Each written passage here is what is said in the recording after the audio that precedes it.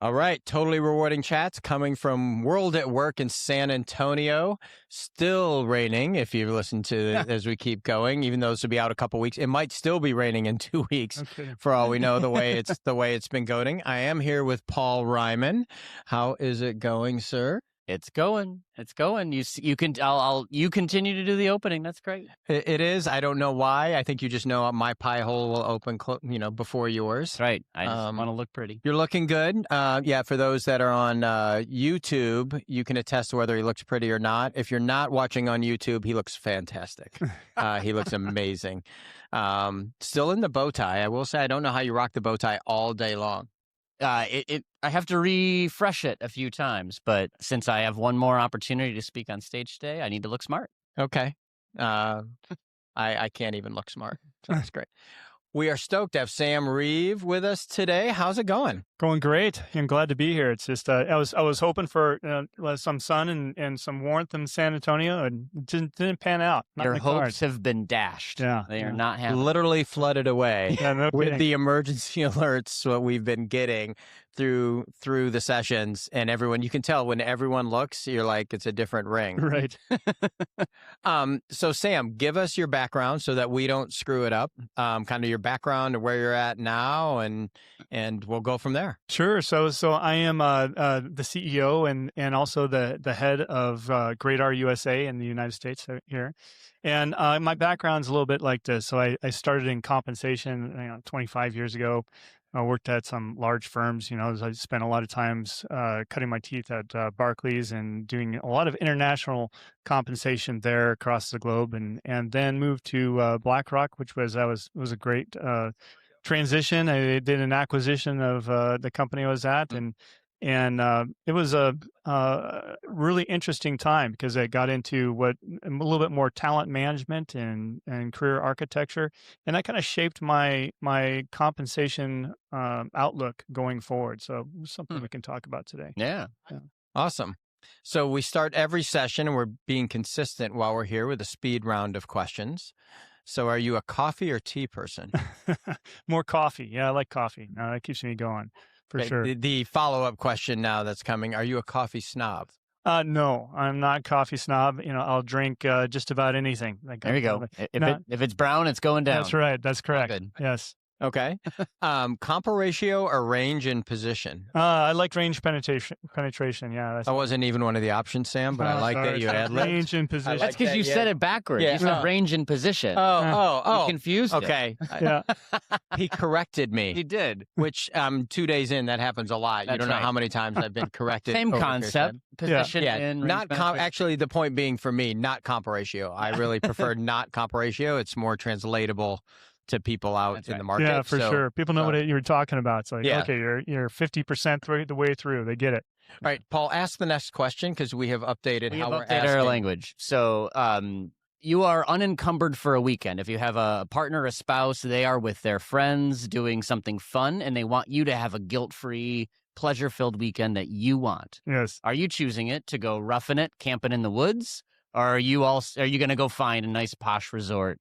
Okay, well, this is, I've heard this question on previous podcasts. This is a difficult one because I'm for the journey type of thing. So it's like, usually I go for the view or the destination, and that can be in either one. But if I have to hike 30 miles in and camp, I'll do it. Not a problem. But I do enjoy roughing it more than all right. resorts. That is the right answer. Now, had we framed it the other way, if we said you and your family, would there be a different answer? No, they can't stand the cities and there you go. crowds. That's great. Yeah, That's more awesome. nature, the better for them. Great. That's awesome. And by the way, Paul asked that question, and my wife does listen to these once in a while. I do not feel unencumbered.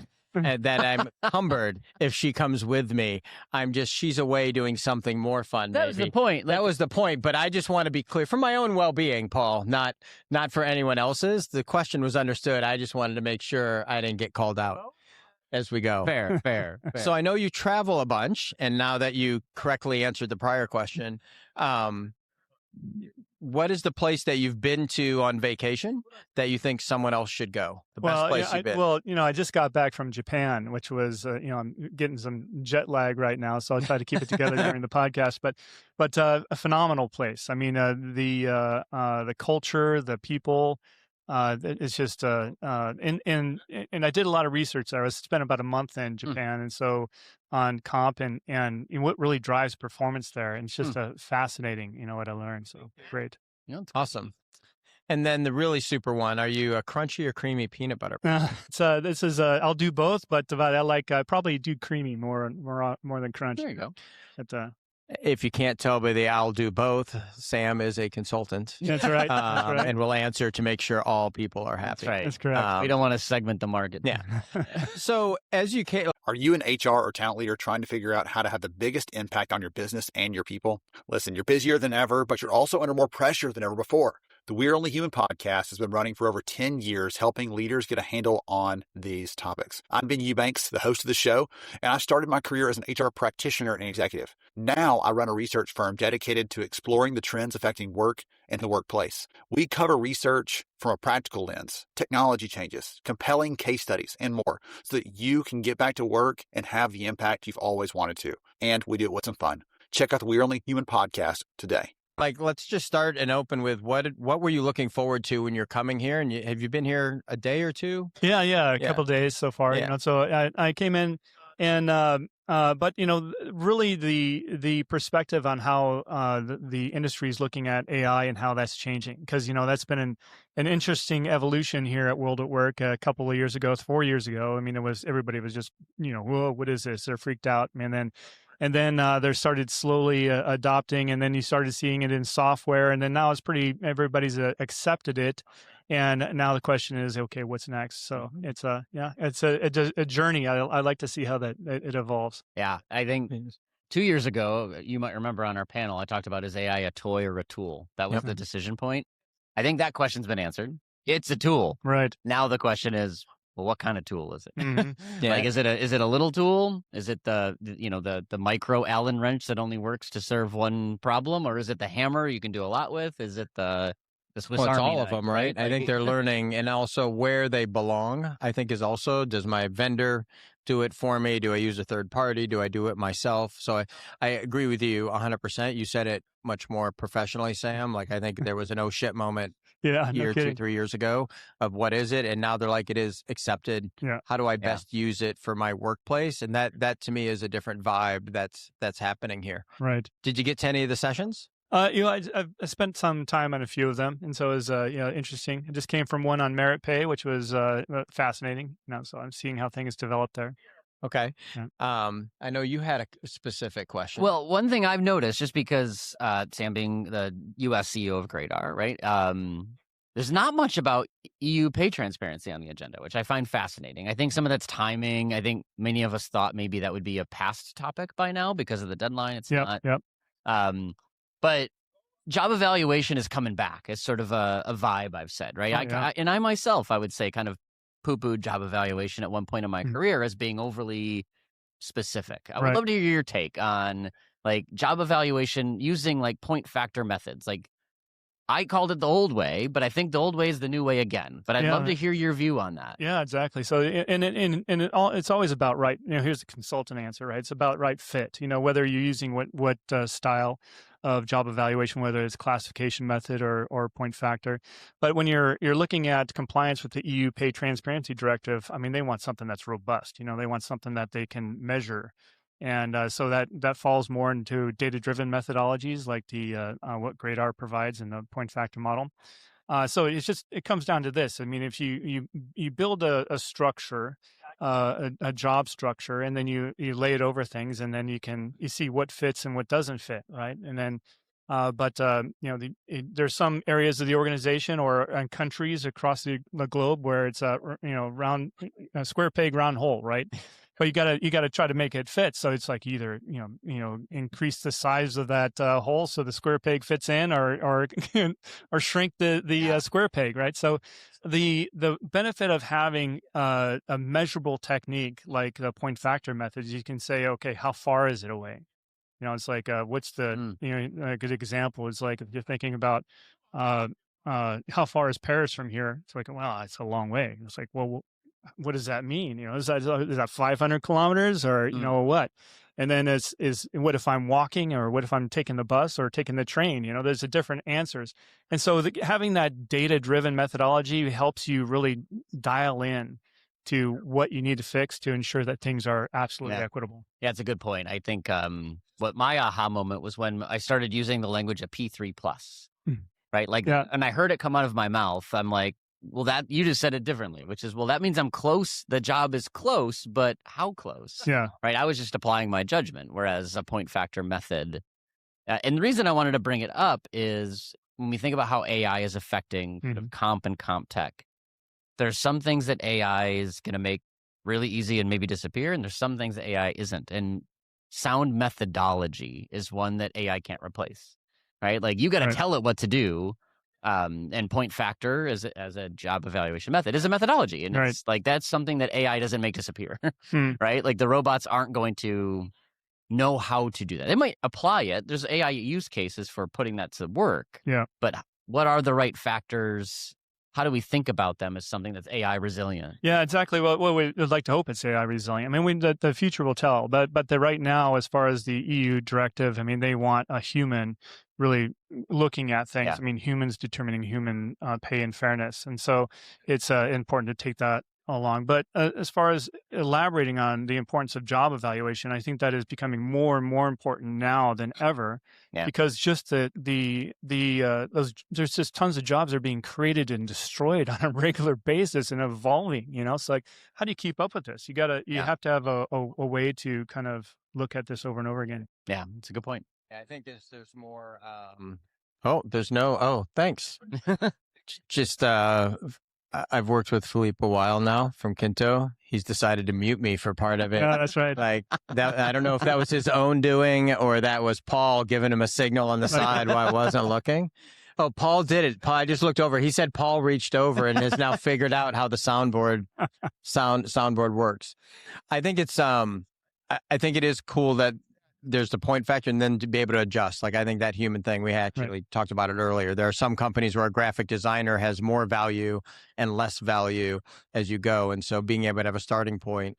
And then the other piece that always strikes me with having point factor more so is that we're getting to more individual roles, like N equals 1 and your role pricing and you're doing whatever. So how do you actually have a band or, a grade for somewhere where there's a role of 1? Yeah. Right. And so actually you can put them in bands. And I think about benefits practices and other stuff where I think comp people don't always think about, where if I have them in a band, you're seeing more companies do benefits by band. You're seeing them do whatever. So there's cross application to having, or if people have heard me in sessions, getting your foundation order, I just say getting your shit together. It's a little more blue collar, but I think it's really important and gets overlooked a lot of times because people want to do all the really cool stuff that you can do with AI. Right. But if you don't start at a really solid foundation, it all kind of falls apart. That's right. That's the key. You have to have that. It starts with data, right? That's the ultimate foundation. Then you do structure, and then you can.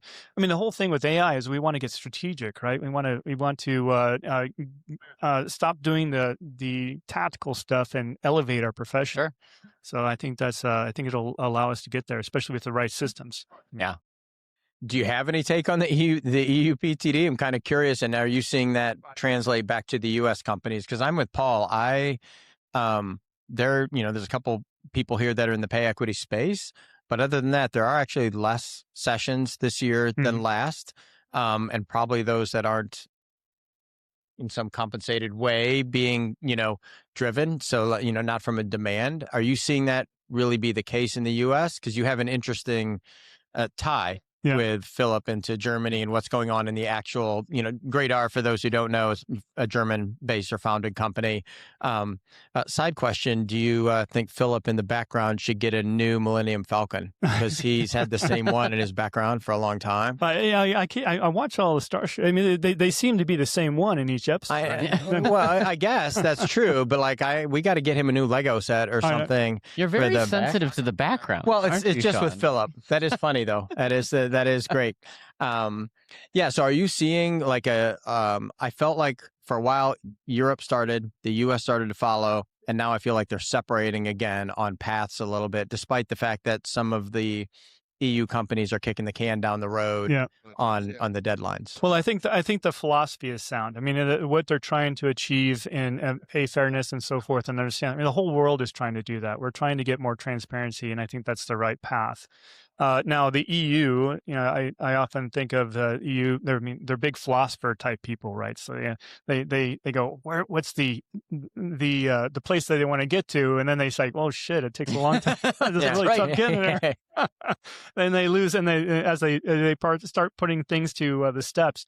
So I think that once they figure it out of how they want to put together the plan of getting there in regulation, we're going to see that kind of fold through the U.S. It's going to start.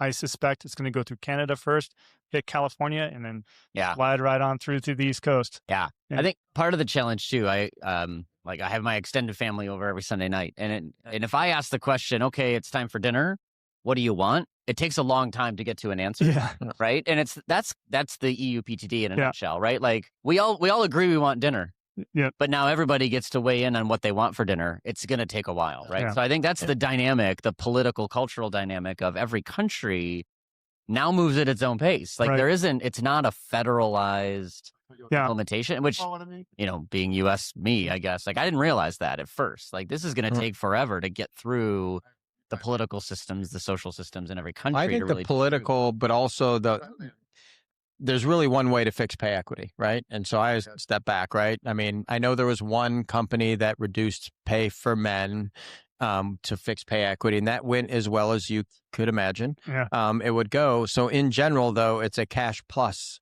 business or risk if I hold people out, right? Right.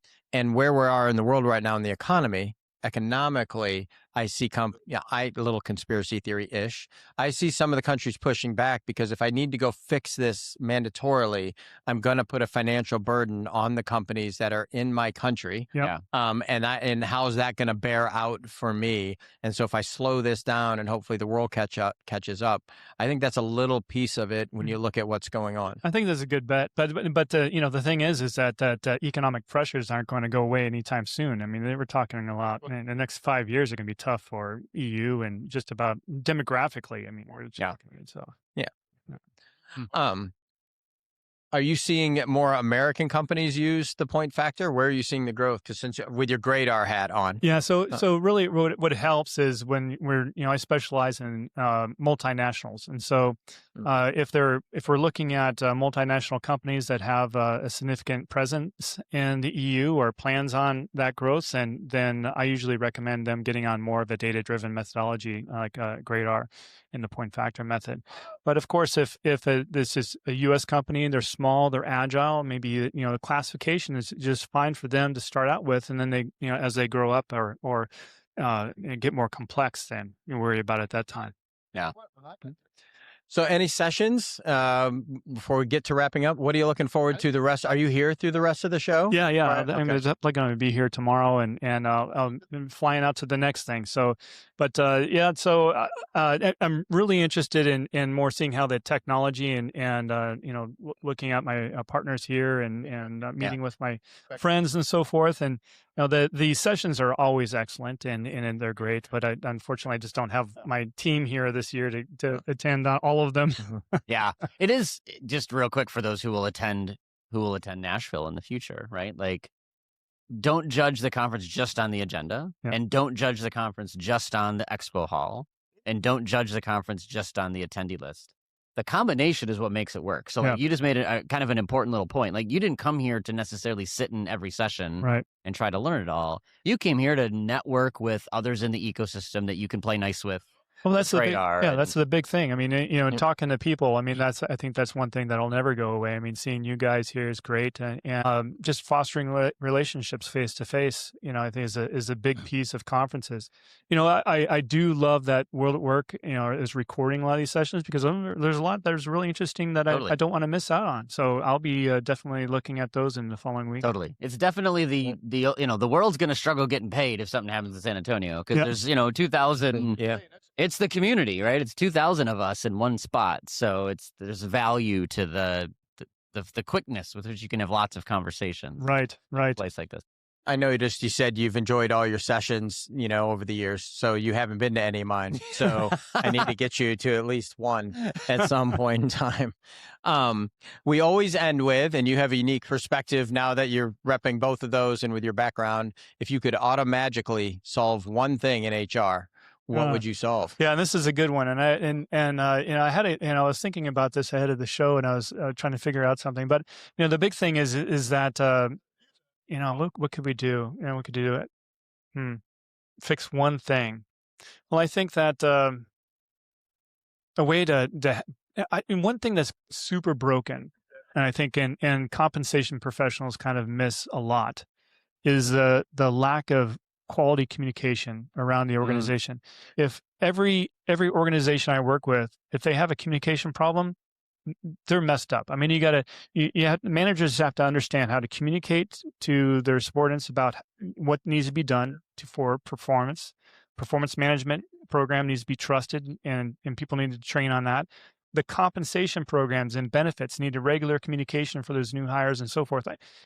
Companies routinely screw that up over and over and over again, and it damages their pay for performance and compensation programs overall. Yeah. The communications, to me, a lot of people pick that and talk about it. I think for comp people in particular, with pay transparency, et cetera, there's a huge opportunity too, because what you used to have to try to communicate without sharing too much, which is a hard thing to do, right? Like one of those games you almost play where you put the note on your head. You can't say anything. Exactly. Like that's how I think in my mind was always trying to explain your pay philosophy to somebody, because we can't actually share the ranges. We can't actually share it, but we have to tell you somehow in this game that you're paid fairly. You now can share that. Like with pay transparency, it's almost okay and better to do that because you have to.